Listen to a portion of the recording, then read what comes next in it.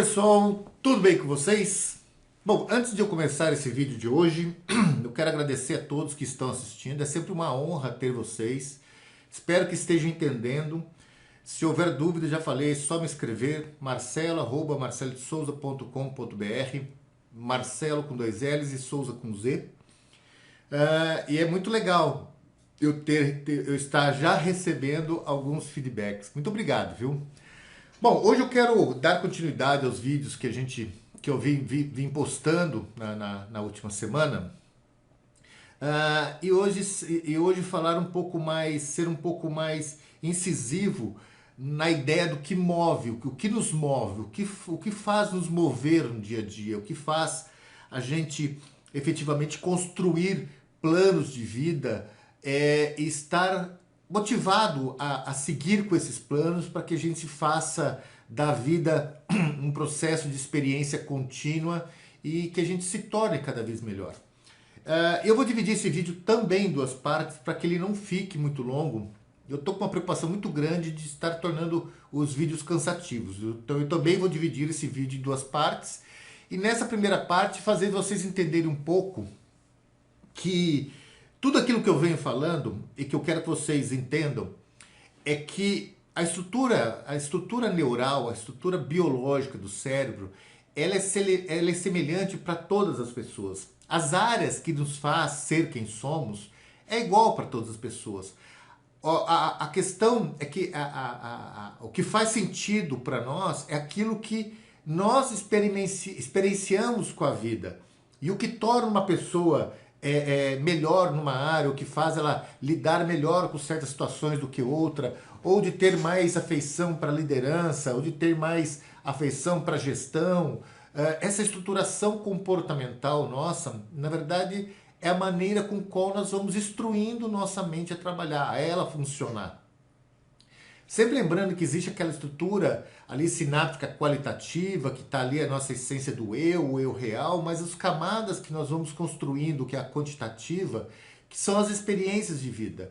Só para você ter uma ideia, essa proposta do que move a gente, do que faz a gente se sentir empenhado e alinhado com algo, ela tem áreas específicas do cérebro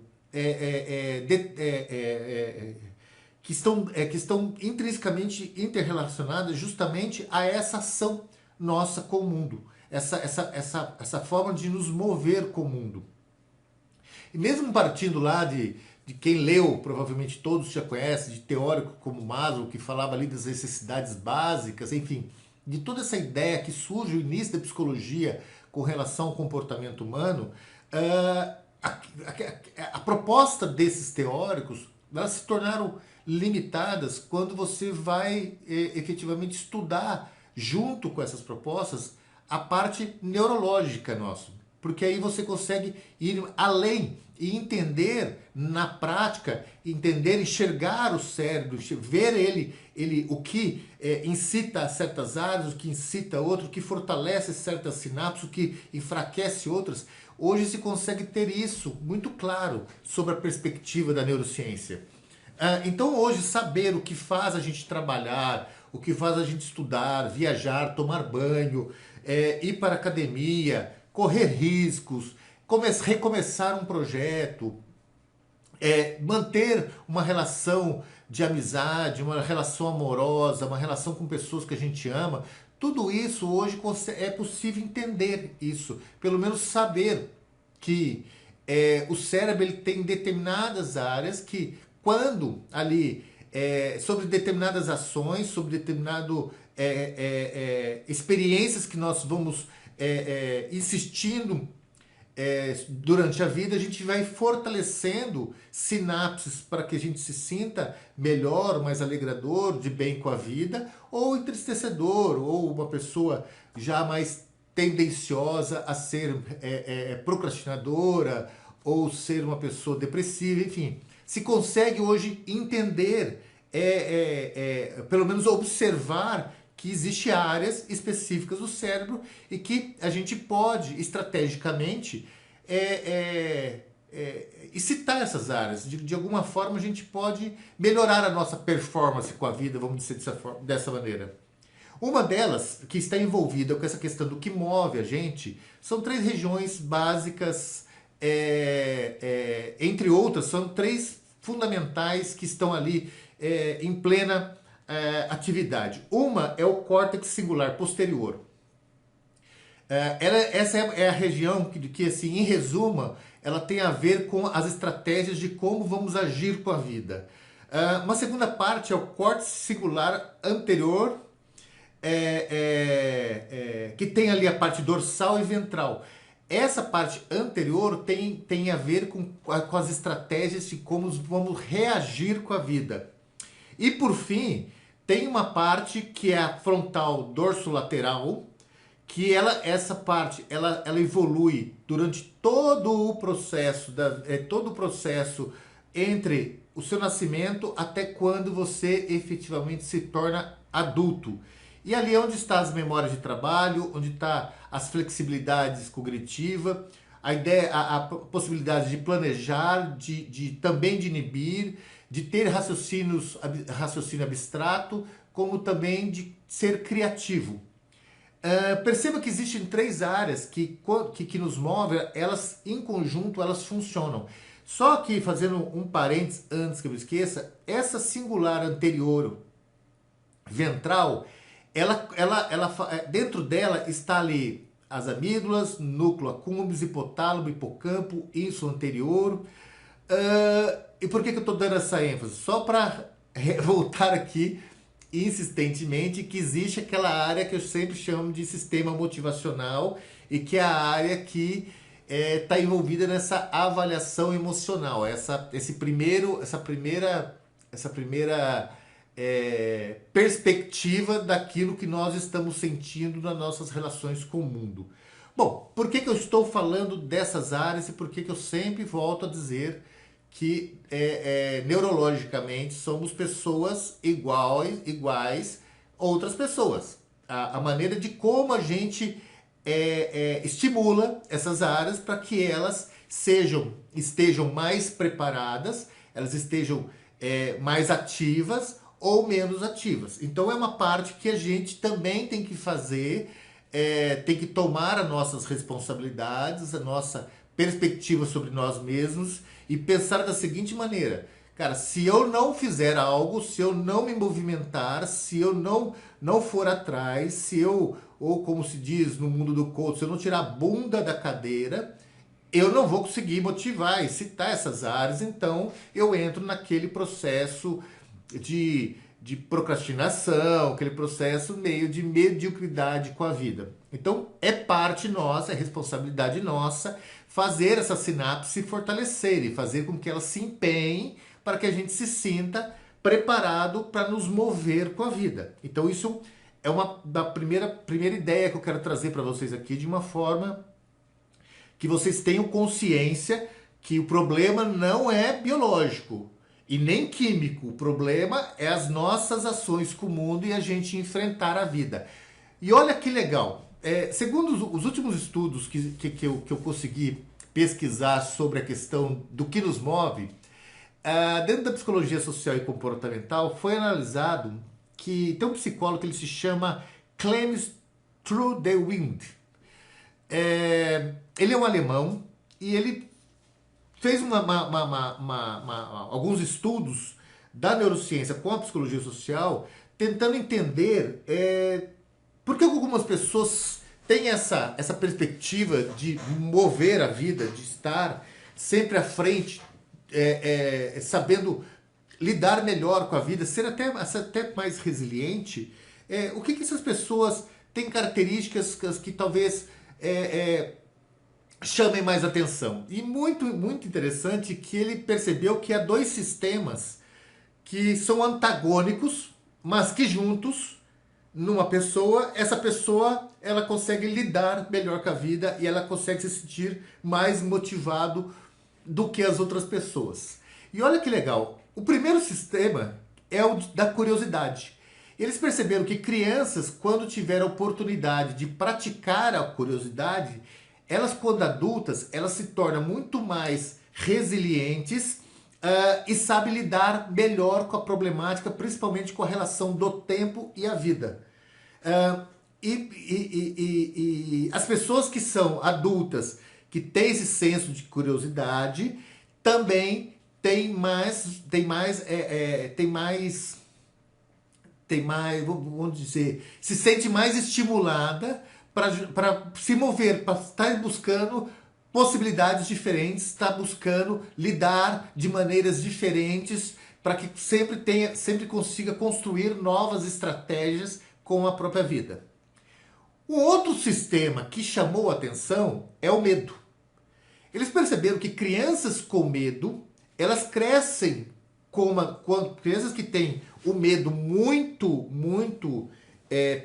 presente, elas crescem mais intimidadas com a vida. Elas pensam mais, elas são mais introspectivas, elas na comunicação elas são mais fechadas, se sentem mais intimidadas com a vida e tendem a pensar muito antes do agir. Elas sempre são preocupadas, elas ficam muito preocupadas, sofrem, é possível sofrer com isso, ser mais ansiosas com a vida, trazer para a fase adulta essa perspectiva de ansiedade com a vida, o que faz elas muitas vezes se esquivar de certas situações no qual não se sentem preparadas. São pessoas que tendem a ser mais meticulosas. Entretanto, quando a curiosidade está presente ao mesmo tempo com o medo, quando esses dois sistemas se encontram, essas pessoas se tornam muito mais capazes. Muito mais capazes, se tornam muito mais estratégicas, se tornam pessoas fundamentalmente que tomam decisões muito mais condizentes com a realidade, são pessoas que trazem perspectivas muito de autonomia, muito concisa com as necessidades, são pessoas que conseguem ter um pensamento estratégico muito amplo e pessoas que sabem e que tendem a entender, a compreender a necessidade de observar antes de agir, ou seja, tem uma visão muito mais holística, muito mais sistêmica do que as pessoas que só têm a curiosidade ou as pessoas que só têm o medo.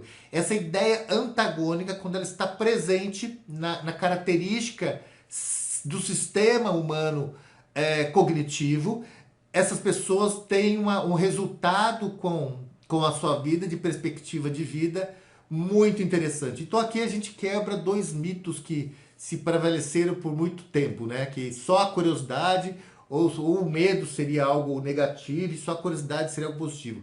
Não é verdade. Quando os dois andam juntos, essas pessoas são pessoas que têm uma expertise de saber lidar de maneira mais resiliente e saber trabalhar muito mais o tempo, ter uma prospecção intelectiva muito ativa e são pessoas também afetivas. São pessoas que trazem um senso de afetividade muito grande. É aquilo que se chama de pessoas que têm um processo cognitivo mais racional, que consegue pensar com mais clareza. Por quê?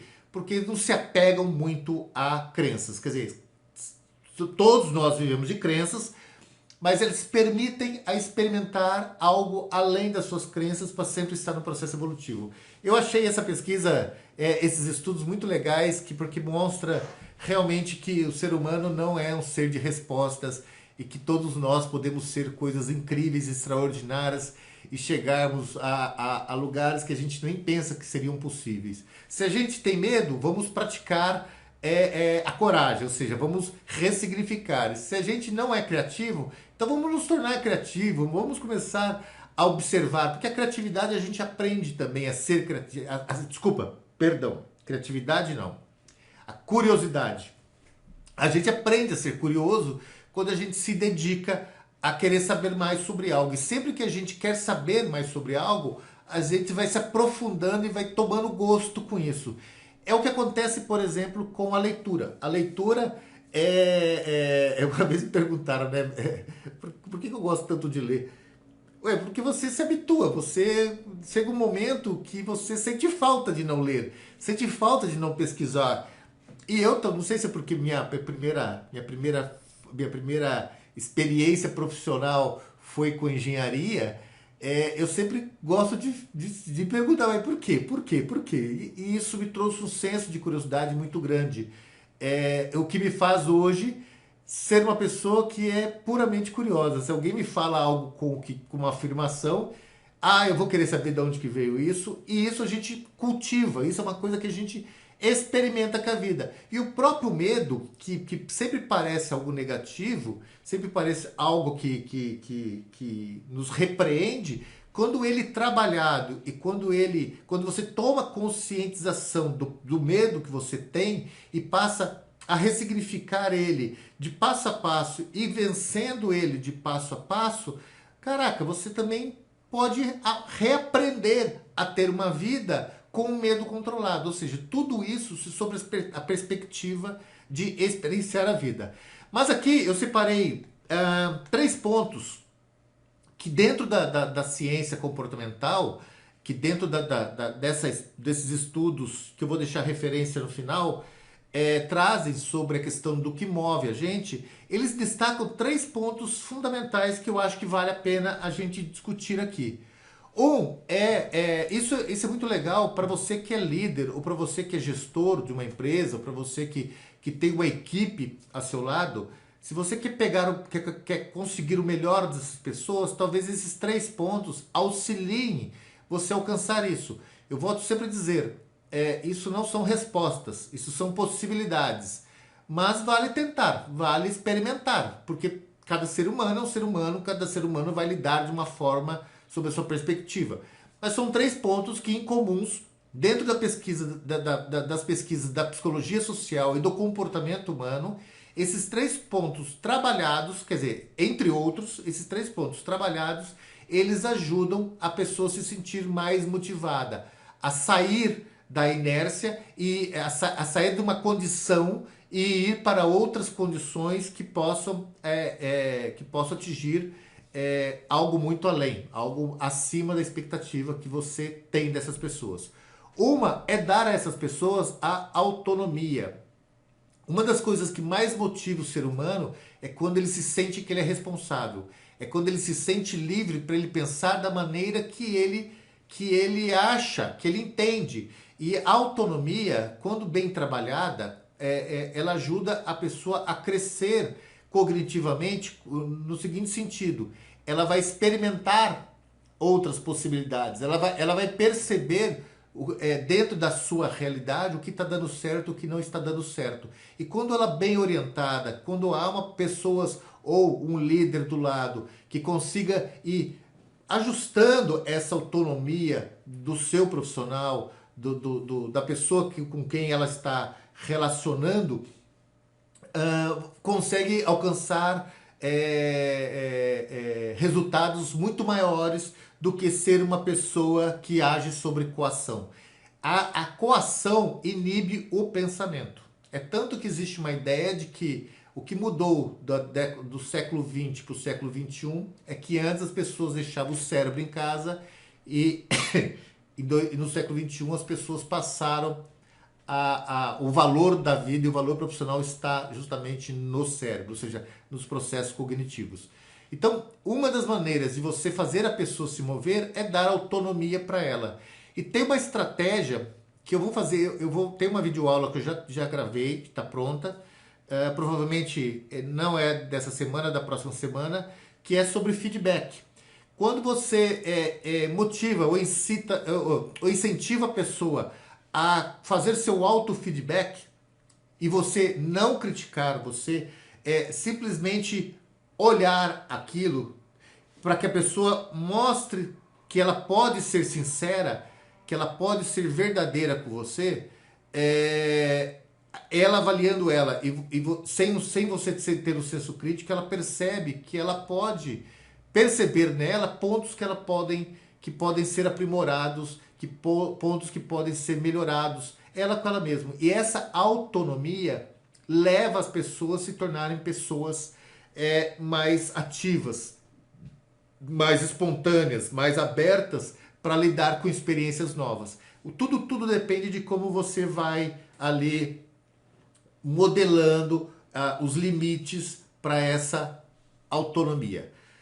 Outra questão é atribuir valor às coisas, ou seja, você tem que fazer a pessoa trazer dentro do senso de autonomia qual é o valor do que ela está fazendo para ela e para aquilo que ela busca, e se for uma empresa, para a empresa. Qual é o valor? Quais são os atributos de valor daquelas atividades? O quanto aquilo é importante? O quanto aquilo é necessário? O quanto aquilo é parte de uma estratégia da própria vida, das próprias relações humanas ou do próprio trabalho, do próprio resultado do trabalho? Trazer essa conscientização de valor, nós com nós mesmos, e quando dentro de uma equipe, quando dentro de uma empresa, como gestor ou como líder, fazer as pessoas entenderem o valor daquilo para ela, daquilo para a equipe e daquilo, fundamentalmente, para a empresa. Quando a gente consegue trazer a perspectiva de dar valor às nossas escolhas, de dar valor às nossas atividades, você começa a perceber que muito do que você faz, muito do que você perde tempo, são coisas insignificantes perto da importância da sua vida, ou perto da importância do seu trabalho, ou perto da importância de você ser reconhecido, ser amado, ser admirado, ser respeitado, ser pertencente. Ou seja, quando a gente nos motiva a entender o quanto saber o valor daquilo que nós fazemos, das nossas ações, da ação que a gente faz com a outra pessoa, que a ação que a gente faz dentro do ambiente de trabalho, numa equipe, você pode ter certeza que isso é algo que vai nos mover a sempre sermos pessoas melhores.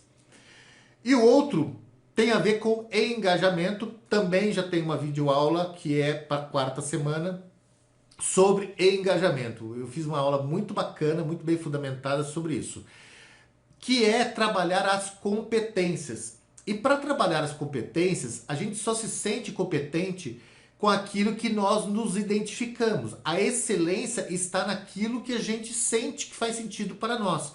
E isso é uma questão de atitude e de engajamento. Eu fiz um vídeo falando da questão da zona de conforto, uma videoaula da zona de conforto. Assista ela, porque tem tudo a ver com a maneira da neurociência entender a sua zona de conforto. Ou seja, se você tem uma tendência a gostar da área de exatas, então busque competências naquela área que faz sentido para você. Se você gosta, se você se sente mais engajado com a área das humanas, então busque competências na área das humanas. Estabeleça na sua perspectiva de ser atributos que possam tornar você um ser excelente. Ou seja, em busca da excelência, em busca do aprimoramento contínuo. E lembrando, que como eu disse nessa videoaula, conhecimento não é saber tudo de uma única coisa. Se você gosta, por exemplo, de filosofia, você tem que buscar dentro daquilo que você se identifica, áreas de pensamentos diferentes. Então tem uma linha de pensamento, tem uma outra linha de pensamento, tem uma outra linha de pensamento. Leia esse conjunto, porque quanto mais amplas possibilidades de leitura daquilo que você se identifica, maior será seu conhecimento, que pode se transformar na prática em sabedoria. Então a excelência está naquilo que nós nos identificamos, que nós nos engajamos, que nós nos conectamos, ao mesmo tempo a busca por saber mais sobre várias perspectivas daquilo que a gente gosta. Se a gente gosta de política, vamos entender todas as áreas políticas, todas as formas de ver a política, porque senão você vai restringir seu mundo a uma única verdade, a uma única certeza. E aí isso vai levar você a uma cegueira, ao seu próprio viés, a construção de vieses que a gente não precisa criar. Ou seja, vamos nos tornar, quando a gente é muito tecnocrata, na verdade a gente passa a ser ignorante com a própria vida. Ignorância de não saber lidar com a vida, porque a gente acha que sabe muito uma coisa e não é verdade. Beleza, pessoal? Bom, essa é a primeira parte que eu quero trazer para vocês sobre a questão do que move a gente. E eu vou fazendo uma segunda colocação agora, mais ou menos nesse mesmo tempo dessas essas reflexões,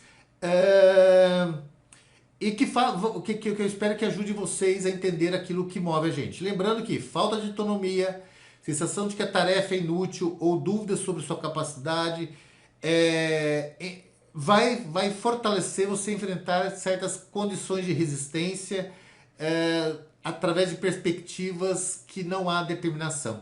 O que eu quero dizer com isso? Então, tente praticar essas três: autonomia, valor e competência. E sempre lembre que a responsabilidade de nós fazermos essas áreas do cérebro serem fortalecidas ou serem enfraquecidas depende de nós, depende da maneira que nós enxergamos a vida. Então, curiosidade e medo tornam-se uma pessoa mais propícia em buscar pela sua excelência. Então, trabalhe o seu medo e seja mais curioso, que eu tenho certeza que isso vai ajudar você a sair dessa condição que você está hoje e se sentir mais movido para ir além.